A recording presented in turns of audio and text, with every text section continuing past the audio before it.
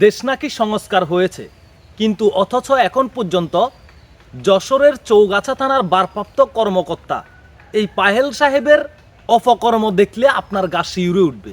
এখন পর্যন্ত বাংলাদেশে আওয়ামী লীগ সরকার ক্ষমতায় থাকা অবস্থায় যে পুলিশ বাহিনীগুলোকে পুলিশ বাহিনী থেকে লাঠিয়াল বাহিনীতে পরিণত করেছে, সেই পুলিশ বাহিনীর লাঠিয়াল বাহিনীতে পরিণত হওয়া কিছু লাঠিয়াল বাহিনী এখন পর্যন্ত রয়ে গেছে, যারা অনাবরত অন্যায় অপরাধ বিভিন্ন ক্রাইমের সাথে জড়িত, এখন পর্যন্ত সাধারণ মানুষকে বিভিন্নভাবে হয়রানি করে আসছে।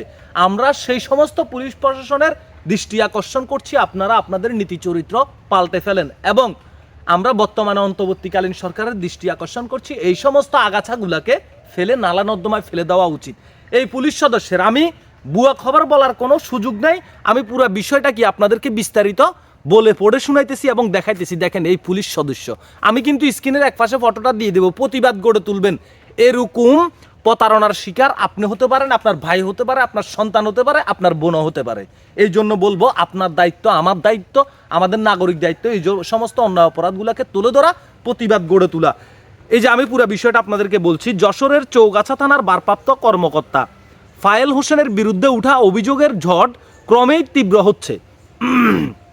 মাত্র 1.5 মাসের মধ্যে নানা দুর্নীতি অপরাধের সঙ্গে জড়িত থাকার অভিযোগে এই পুলিশের উচ্চপদস্থ কর্মকর্তা এখন শিরোনামে নারী কেলেঙ্কারি, ঘুষ বাণিজ্য, চাঁদাবাজি, নিরীহ মানুষকে হয়রানি, এমন একাধিক গুরুতর অভিযোগে বিপাকে পড়েছেন তিনি।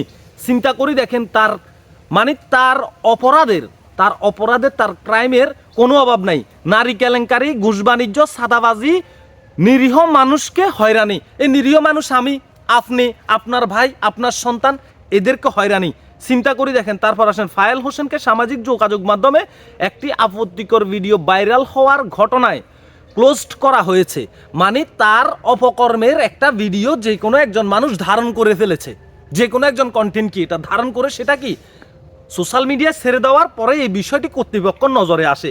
নজরে আসার পরবর্তীতে পুলিশ সুপারের নির্দেশে গত রোববার 29 ডিসেম্বর তাকে যশোর পুলিশ লাইন্স ক্লোজড করা হয়। একই সঙ্গে তার বিরুদ্ধে উঠা অভিযোগের সত্যতা যাচাইয়ের জন্য 3 সদস্যের একটি তদন্ত কমিটি গঠন করা হয়। না, তদন্ত কমিটি গঠন করবেন ভালো কথা, কিন্তু এর বিরুদ্ধে অভিযোগগুলো এগুলা সত্য, আপনারা এটার যথাযথ বিচার করবেন। এই পুলিশ সদস্যকে, এই পুলিশ অফিসারকে আমরা আইনের আওতায় দেখতে চাই এবং মিডিয়ার সামনে এনে তাকে জিজ্ঞাসাবাদ করা উচিত, সে কেন এরকম অন্যায় অবিচার জুলুমে লিপ্ত এখন পর্যন্ত। সে কি জানে না দেশ সংস্কার হয়েছে? স্বৈরাচারের কোনো জায়গায় এই দেশে নাই, অন্যায়ের কোনো জায়গায় এই দেশে নাই, চোরের স্থানে দেশে নাই। পুলিশ প্রশাসন জনগণের, দেশ ও জাতির মঙ্গলের জন্য পুলিশ বাহিনী দেওয়া হয়েছে, কিন্তু সেই পুলিশ বাহিনীতে আপনি লাঠিয়াল বাহিনী হিসাবে এখন পর্যন্ত থেকে যাবেন, সেটা কখনো মেনে নেওয়া যাবে না। সূত্র জানায় মাত্র 1.5 মাস আগে চৌগাছা থানার যোগদান করে, 1.5 মাস আগে চৌগাছা থানায় ওই ওসি যোগদান করছে। ওই ওসির বিরুদ্ধে টর্চার সেল পরিচালনা, ঘুষ ও রিমান্ড বাণিজ্য। চিন্তা করে দেখেন, একজন আসামিকে নিয়ে বাদীপক্ষকে দিয়ে টাকা নিয়ে সে রিমান্ড বাণিজ্য করে, টাকা নিয়ে রিমান্ডের ব্যবসা করে। আসামিকে রিমান্ডে দেবে, দুই পক্ষের কাছ থেকে টাকা খাবে।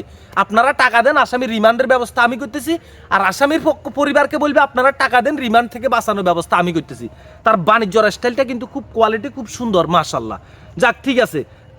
রিমান্ড বাণিজ্য, সাদাবাজি, ভারতীয় প্রদর্শন, নিরীহ মানুষকে হয়রানি এবং নারী কেলেঙ্কারির মতো নানা অভিযোগ উঠেছে। শনিবার 28 ডিসেম্বর রাতে একটি ভিডিও সামাজিক যোগাযোগ মাধ্যমে ছড়িয়ে পড়ে, যাতে তাকে এক নারীর সঙ্গে অশালীন অঙ্গভঙ্গি প্রদর্শন করতে দেখা যায়। এক নারীর সঙ্গে অশালীন অঙ্গভঙ্গি প্রদর্শন করতে তাকে দেখা যায়। এই ভিডিওটি বিভিন্ন গণমাধ্যম প্রকাশিত হলে ব্যাপক তোলপাড় সৃষ্টি হয়। আর কি প্রমাণ আপনাদের দরকার? নাকি পুরো হিস্টোরি শুনাইতে হবে 10-15 মিনিট ধরে?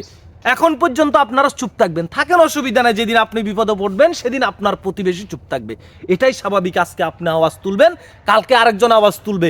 আজকে আমি আওয়াজ তুলছি, পরশু আপনি আওয়াজ তুলবেন। সিস্টেমটা এভাবে, আমি আওয়াজ তুলেছি, আপনারা আমার সাথে আওয়াজ তুলুন।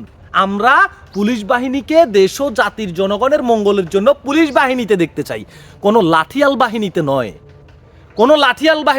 পুলিশ হচ্ছে জনগণের, পুলিশ হচ্ছে আমাদের বিশ্বাসের জায়গা, পুলিশ প্রশাসন আমাদের আস্থার জায়গা, পুলিশ প্রশাসন আমাদের নিরাপত্তার জায়গা। সেখানে যদি এভাবে নিরাপত্তার জায়গায় যদি আমাকে নিয়ে যদি রিমান্ড বাণিজ্য করা হয়, তাহলে আপনি আর আমি কোথায় যাব? আমাকে ধরে নিয়ে যাবে যে কোনো কারণবশত, নিয়ে যেতেই পারে, স্বাভাবিক। আমি রাত 12টায় কোনো প্রয়োজনে কোথাও গিয়েছি, পুলিশের আমাকে সন্দেহ হয়েছে, সে আমাকে থানায় নেবে। জিজ্ঞাসাবাদের পরবর্তীতে উপযুক্ত প্রমাণ যখন পাবে যে আমি আমার কাজে গিয়েছি, আমি কোনো অবৈধ কাজে যাইনি, তাহলে আমাকে ছেড়ে দেওয়া হবে। কিন্তু সেখানে উনি এটা করে না। ওনার হিসাব হইলো ধরেছি, নিয়ে যাব, তারপর বিভিন্নভাবে রিমান্ডের সিস্টেম করে দুপক্ষের কাছ থেকে টাকা এবং বাণিজ্য করা। এই 2024 সালের শেষে 25 সাল আসতেছে, আজকে 4 মাস 3 ছাড়া 12 120 দিন আওয়ামী লীগ সরকার ক্ষমতায় নাই। কিন্তু এই 120 দিনের মধ্যে মনে হয় আওয়ামী লীগ সরকার ক্ষমতায় দেখতে যাওয়ার অপরাধ হচ্ছে তার চাইতে বেশি হচ্ছে। তবে সকল পুলিশ প্রশাসনের সকল পুলিশ কর্মীরা কিন্তু এরকম না, সকল পুলিশ কর্মীরা কিন্তু এরকম না। সমাজে কুলাঙ্গার থাকে, ওই পুলিশ প্রশাসনের মধ্যেও 2-1 আছে স্বাভাবিক। সকল পুলিশ, আমি এমনও পুলিশ দেখেছি যারা ছোট থেকে বড় যাদেরকেই দেখে সালাম দেয়, কিন্তু তার ক্ষমতা, একজন পুলিশের পোশাক আশাক দেখলেও একজন মানুষ ভয় পায় যে উনি প্রশাসনের লোক, ওনাকে সম্মান করা উচিত। সেই জায়গায় আমি অনেক পুলিশ প্রশাসন দেখেছি সাধারণ মানুষকে রাস্তায় সালাম দিয়ে চলাফেরা করে। আপনারা তাদের মতো হন না কেন? তো আপনাদের ব্যক্তিগত ব্যাপার, এই বিষয়টা আপনারা তুলে ধরবেন কিনা। ভালো থাকবেন, সুস্থ থাকবেন, আল্লাহ হাফেজ। আপনাদের ব্যক্তিগত মতামত এই পুলিশ অফিসারকে নিয়ে কমেন্ট বক্সে জানাবেন।